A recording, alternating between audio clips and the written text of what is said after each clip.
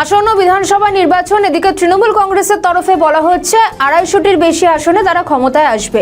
এইবার এই নিয়ে মন্তব্য করলেন হুমায়ুন কবির। তিনি বলেন, তৃণমূল 2011 সালে 182টি আসন জিতেছে, 2016-তে 211টি আসন এবং 2021-এ পেয়েছিল 215।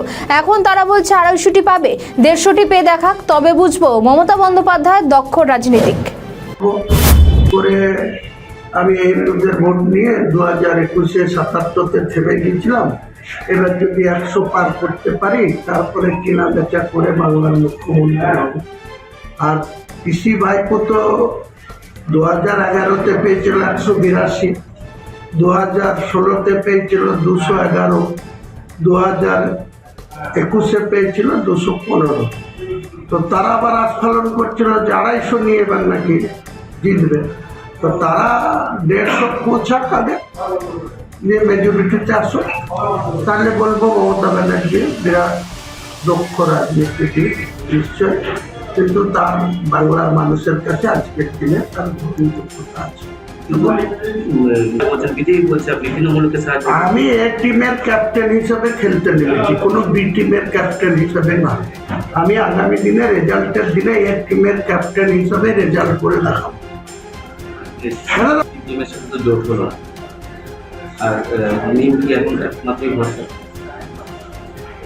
কে ভরসা কি ভরসা সেটা এই মুহূর্তে আপনাদের বলবো না।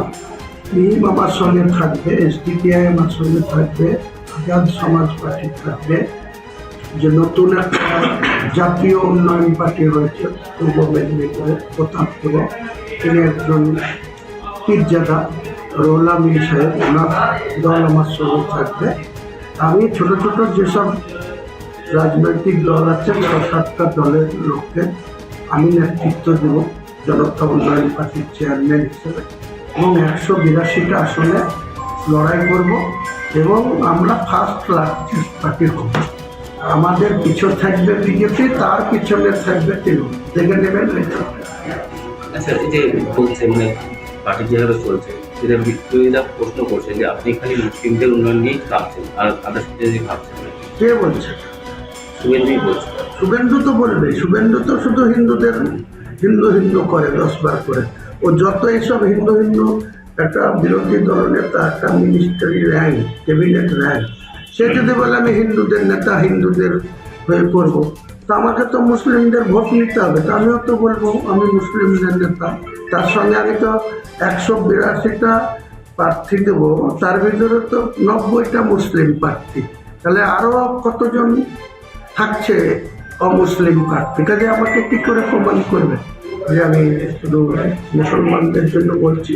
ও যেমন বলছে হিন্দু হিন্দু, আবার বলছে রাষ্ট্রবাদী মুসলমানরা আমাদের শত্রু না, আমাদের মধ্যে। ও এক কথা বলে, ও বলে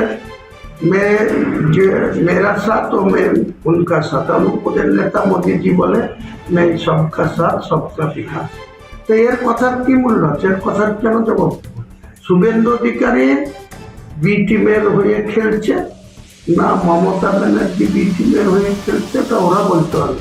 আমি বলছি আজকের দিনে পশ্চিমবাংলার রাজনীতিতে আগামী আসন্ন 2026-এর যে 18তম বিধানসভার ভোট, সেই ভোটে হুমায়ুন কবির এ টিমের ক্যাপ্টেনের নেতৃত্ব দিয়ে ভোটে নামবে। এ টিমের, বি টিমের কোনো গল্প আমার কাছে।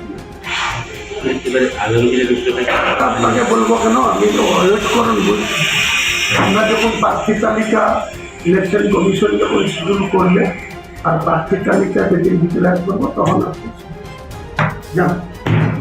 আমাদের ভিডিও ভালো লাগলে লাইক ও শেয়ার করুন, কমেন্ট সেকশনে আপনাদের মতামত জানান। আরও ভিডিও পেতে আমাদের চ্যানেলটিকে সাবস্ক্রাইব করুন এবং প্রতি মুহূর্তে খবরের আপডেট পেতে প্রেস করুন বেল আইকন।